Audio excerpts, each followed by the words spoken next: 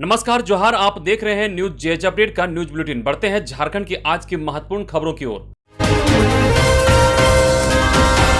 पहली और सबसे बड़ी खबर बता दूं कि कन्या भ्रूण हत्या और लिंग जांच रोकथाम के लिए चलेगा विशेष अभियान। बन्ना गुप्ता ने इस बात को कही। खबर के अनुसार राज्य पर्यवेक्षण बोर्ड के सदस्य पारसनाथ मिश्रा ने रविवार को स्वास्थ्य मंत्री बन्ना गुप्ता से मुलाकात की, साथ ही PCPANDT एक्ट के संदर्भ में चर्चा की। स्वास्थ्य मंत्री बन्ना गुप्ता ने बताया कि राज्य सरकार कन्या भ्रूण हत्या और लिंग परीक्षण रोकने के लिए प्रतिबद्ध है। इसी के तहत राज्य भर में भ्रूण हत्या और लिंग जांच रोकथाम को लेकर बड़े पैमाने पर जागरूकता अभियान चलाया जाएगा। साथ ही इसकी रोकथाम के लिए विशेष अभियान भी चलाए जाएंगे। झारखंड में मिला कोरोना का सबसे खतरनाक वेरिएंट डेल्टा। खबर के अनुसार झारखंड में कोरोना के अधिक संक्रमण तथा इसके अधिक खतरनाक होने के कारण डेल्टा के वेरिएंट को जिम्मेदार माना जा रहा है। जीनोम सीक्वेंसिंग में झारखंड में इसके सबसे अधिक वेरिएंट मिले हैं। स्थिति यह है कि कोरोना की दूसरी लहर आने के बाद कराए गए जीनोम सीक्वेंसिंग में 75% सैंपल में कोरोना के खतरनाक वेरिएंट मिले हैं। इनमें बड़ी संख्या में डेल्टा के वेरिएंट हैं। डबल म्यूटेंट के 272 सैंपल में भी 171 सैंपल में डेल्टा वेरिएंट मिले हैं। ये सभी डेल्टा वेरिएंट जमशेदपुर, रांची, हजारीबाग, धनबाद और पलामू में मिले हैं। बता दें कि कोरोना के डेल्टा वेरिएंट में संक्रमण की क्षमता काफी अधिक होती है। झारखंड में नई TSC नियमावली पर राजनीतिक विवाद, भाजपा ने बताया असंवैधानिक।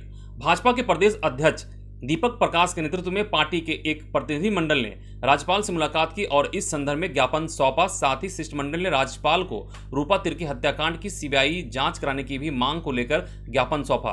भाजपा के प्रदेश अध्यक्ष दीपक प्रकाश ने कहा कि संविधान की 5वीं अनुसूची पर आदिवासी हित के लिए राज्यपाल को एक विशेष अधिकार प्राप्त है। उसमें TSC का गठन या आदिवासियों से संबंधित अन्य निर्णय शामिल हैं। राज्य मंत्रिमंडल के द्वारा जनजाति सलाहकार परिषद की संचालन नियमावली तैयार की गई है और अधिसूचित की गई है, जो गैर संवैधानिक है। यह राज्यपाल के अधिकारों और कर्तव्यों के ऊपर गैर संवैधानिक अतिक्रमण है। अगली खबर, JPSC अभ्यर्थियों का इंतजार खत्म। छठी JPSC के अंतिम परिणाम को निरस्त करने की मांग वाली याचिकाओं पर सोमवार को झारखंड हाईकोर्ट अपना फैसला सुनाएगी। इस मामले में जस्टिस SK द्विवेदी एकल पीठ ने सभी पक्षों की सुनवाई पूरी करने के बाद अपना फैसला सुरक्षित रख लिया था। अदालत सोमवार को अपना फैसला सुना सकती है। इस संबंध में झारखंड हाईकोर्ट में दिलीप कुमार सिंह सहित कई अन्य याचिकाएं दाखिल की गई है। इनमें छठी JPSC के अंतिम परिणाम को गलत बताते हुए उसे निरस्त करने की मांग की गई है। सिमडेगा SP ने लिया बड़ा एक्शन। वाहन से रात में वसूली करने के आरोप में 5 पुलिसकर्मियों को किया निलंबित। वसूली का वीडियो हुआ था वायरल। खबर के अनुसार PCR वैन में तैनात पुलिसकर्मियों द्वारा रात में मालवाहक वाहन से अवैध वसूली करने के आरोप में SP डॉक्टर शम्स तरबेज ने रविवार को 5 पुलिसकर्मियों को निलंबित कर दिया। PCR वैन में तैनात पुलिसकर्मियों द्वारा वसूली करने का वीडियो वायरल हुआ था और इसी के बाद यह कार्रवाई की गई।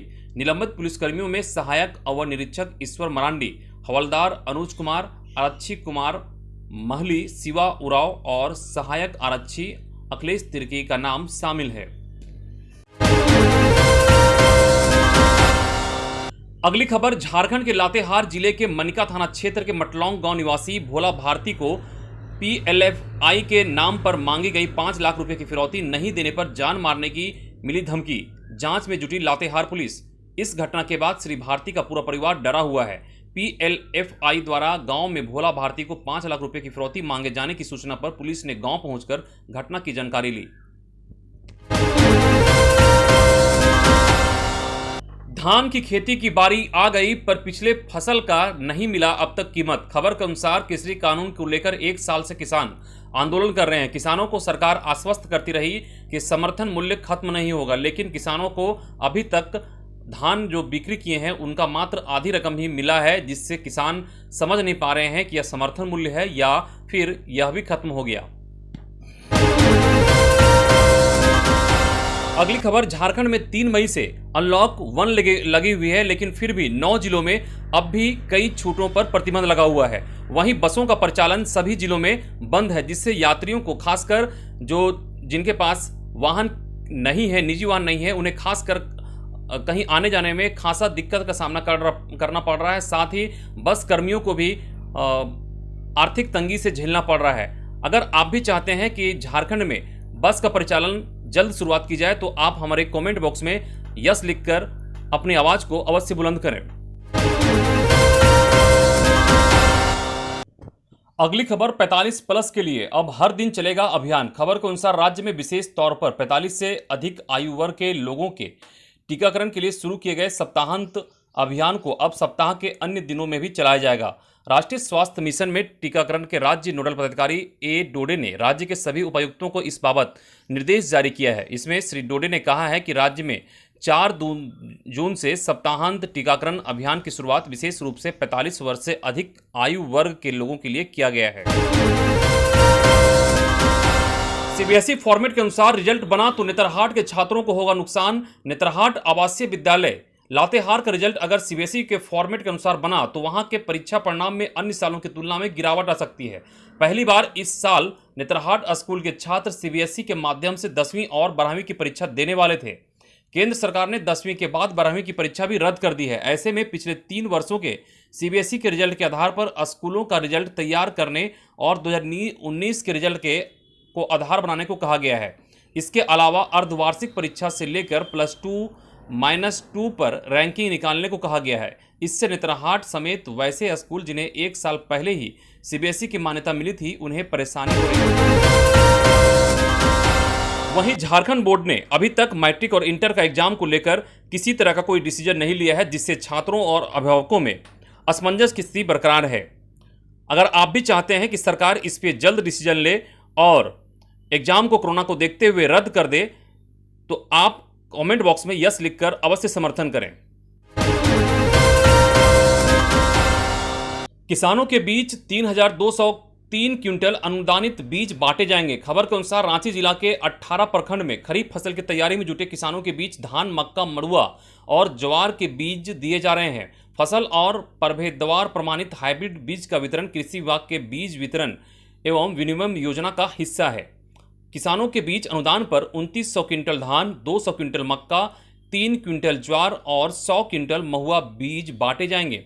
रांची में पिछले साल 1,60,000 हेक्टेयर जमीन पर धान की खेती हुई थी।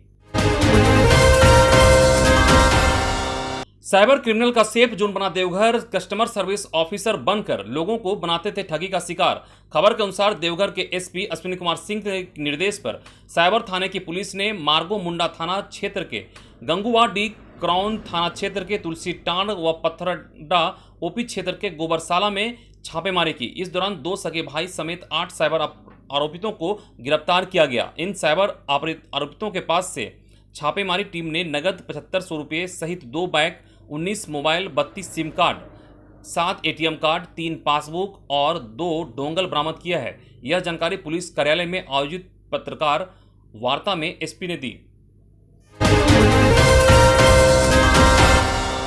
जमशेदपुर के एसएफसी गोदामों में 7000 क्विंटल खाद्यान्नों का घोटाला।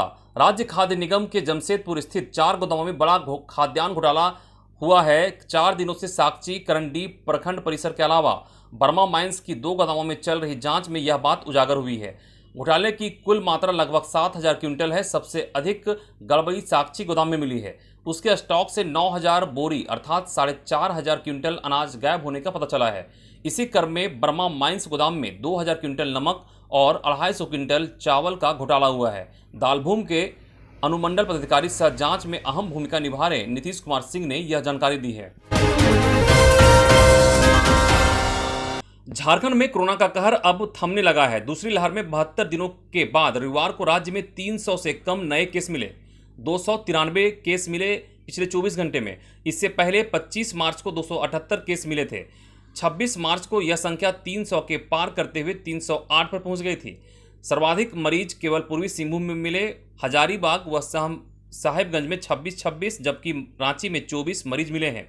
शेष जिलों में मरीजों की संख्या 24 से भी कम रही है। 10 जिलों में 10 से कम, जबकि चतरा व पाकुड़ में एक भी मरीज नहीं मिला। वहीं पाकुड़ कोरोना से मुक्ति की राह पर है। दोस्तों, अगर खबर अच्छी और उपयोगी लगी हो तो लाइक करें, शेयर करें, साथ ही हमारे चैनल को सब्सक्राइब करें और फेसबुक पेज को फॉलो कर लें। धन्यवाद।